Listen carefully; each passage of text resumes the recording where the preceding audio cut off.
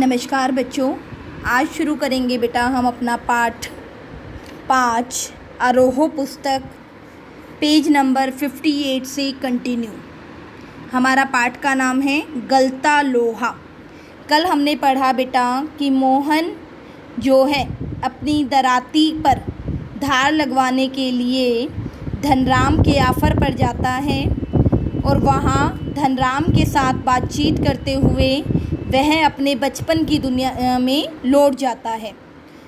उनके मास्टर त्रिलोक चंद जी हैं, त्रिलोक सिंह, ठीक है, जो मोहन जो है मतलब त्रिलोक सिंह जी का एक प्रिय शिष्य हैं और उन्होंने मोहन को जो है पाठशाला का मॉनिटर बना रखा है और सुबह का जो पाठशाला का प्रारंभ होता है बेटा वो मोहन के द्वारा की गई प्रार्थना के साथ ही होता है।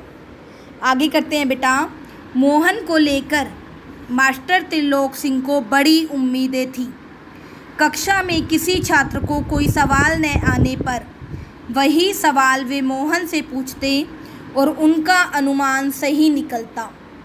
कैसा अनुमान बेटा? उनको पूरा मतलब इस बात का यकीन था कि जो सवाल कोई और हल नहीं कर पाता था वो सवाल जो है मोहन आसानी से जो है हल कर देता था और मोहन ठीक ठीक उत्तर देकर उन्हें संतुष्ट कर देता था।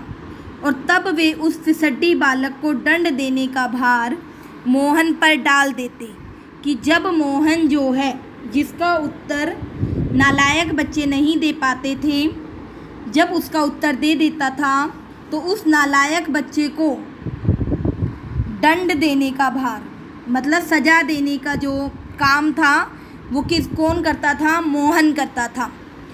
पकड़ इसका कान और लगवा इससे 10 उठक बैठक, वे आदेश दे देते। वे कौन थे? पाठशाला के मास्टर त्रिलोक सिंह। धनराम भी उन अनेक छात्रों में से एक था। धनराम जो है बेटा वो एक लुहार जाति का निम्न जाति का बालक था जो कि मंद बुद्धि था, ठीक है। तो धनराम भी उन नालायक बच्चों में से एक था जिसने त्रिलोक सिंह मास्टर के आदेश पर अपने हमजोली होता है हम उम्र व्यक्ति, ठीक है, क्योंकि मोहन उसी की उम्र का व्यक्ति था, उसी के साथ पढ़ता था, कई बार बैत खाए थे या कान खिंचवाए थे। मोहन के प्रति थोड़ी बहुत ईर्ष्या रहने पर भी धनराम प्रारंभ से ही उसके प्रति स्नेह और आदर का भाव रखता था। इसके 2 कारण हो सकते हैं बेटा। एक तो बचपन से ही उसके मन में जो है जातिगत हीनता को डाल दिया गया था कि मोहन जो था क्या था? एक ब्राह्मण जाति का उच्च जाति का बालक था, पुरोहित खानदान से संबंध रखने वाला। और जो धनराम था वो क्या था? लुहार, ठीक है, निम्न जाति का। तो ये जातिगत हीनता जो है धनराम के मन में पहले ही डाल दी गई थी, इसीलिए कभी वो मोहन को अपना प्रतिद्वंदी होता है विपक्षी, ठीक है, मुकाबला करने वाला नहीं समझता था।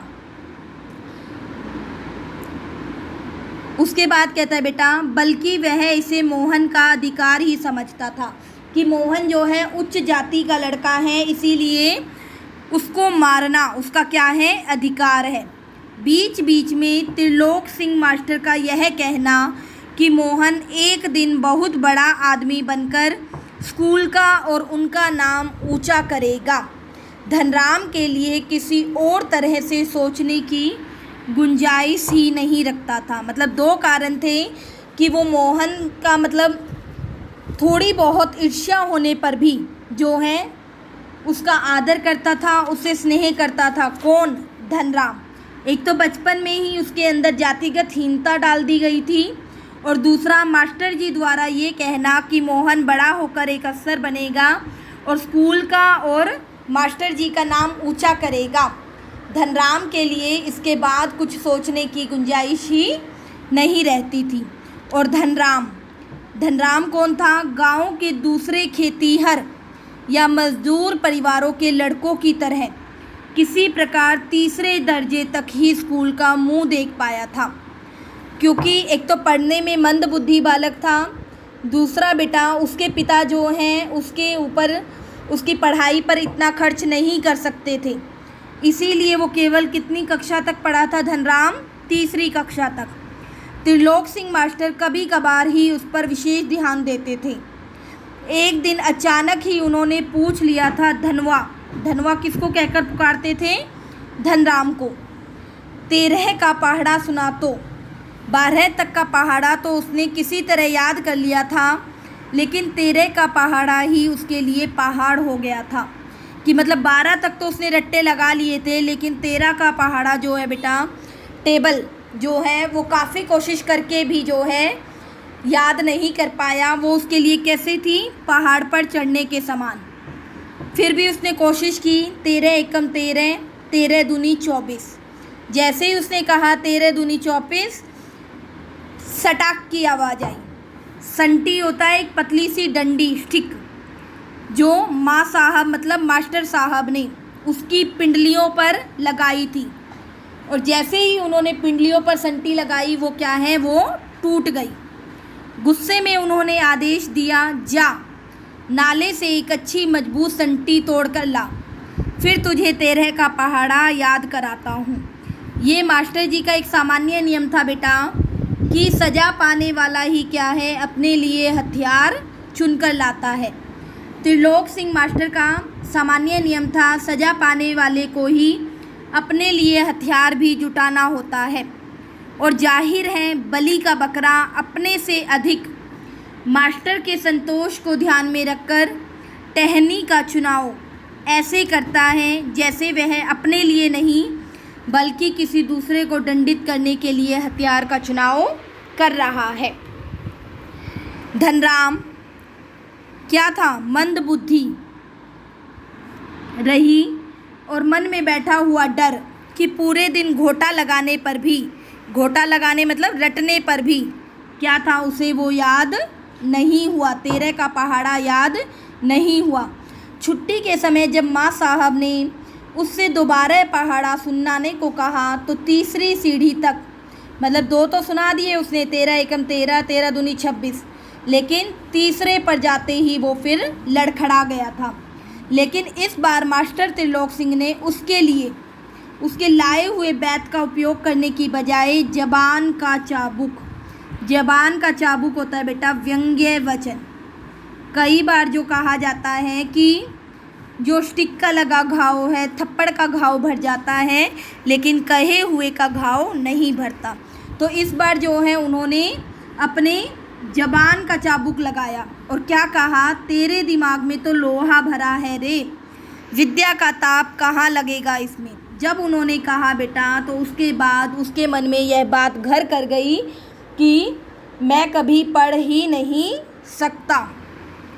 और उन्होंने क्या किया, अपने थैले में से 4-5 दरातियाँ निकालकर धनराम को धार लगाकर लाने के लिए पकड़ा दी।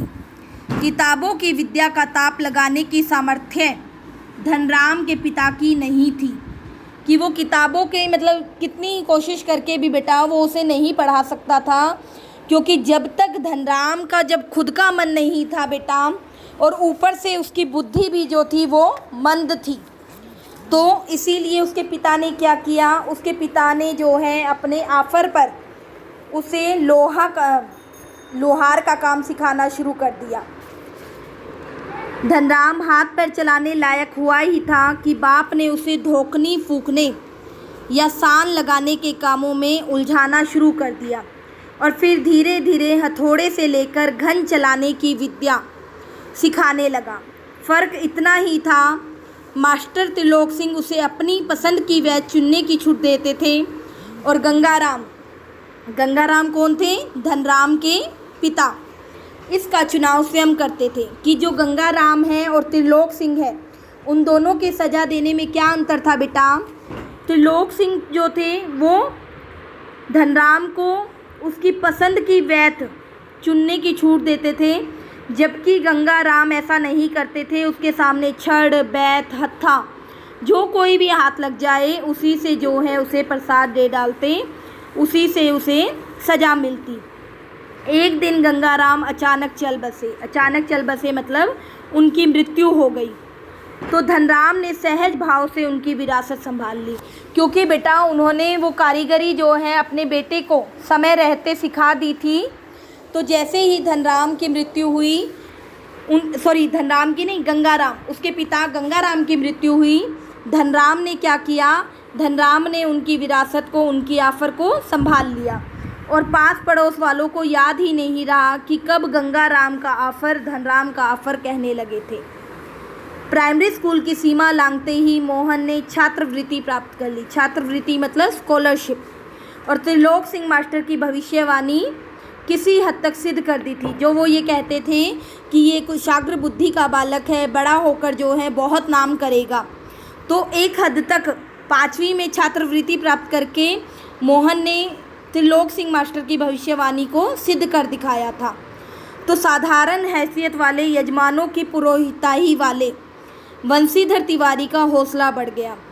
साधारण हैसियत वाले बेटा जो यजमान थे, जिनके लिए मोहन के पिता वंशीधर पुरोहिताई करते थे, उनके अनुष्ठान वगैरह करते थे, बदले में उन्हें इतनी दान दक्षिणा नहीं मिलती थी। तो उनका हौसला बढ़ा कि उनका बेटा जो है पढ़ लिख कर क्या बनेगा, बड़ा अफसर बनेगा। वो सपना देखने लगे और पीढ़ियों से चले आए पैतृक धंधे ने उन्हें निराश कर दिया कि जो पूर्वजों से चला आ रहा था उनका धंधा, उसने उन्हें उदास कर दिया कि ये इसमें जो है इतना गुजारा नहीं है। इतनी मेहनत करने के बाद भी जो है केवल घर चलाने मतलब दान दक्षिणा के बूते पर वो किसी प्रकार से जो था बेटा मुश्किल से अपने घर का क्या है आधा पेट ही भर पाते थे। और उनको ये उम्मीद हो गई कि उनका बेटा जो है पढ़ लिख कर क्या बनेगा, बड़ा अफसर बनेगा और उनकी गरीबी को दूर करेगा।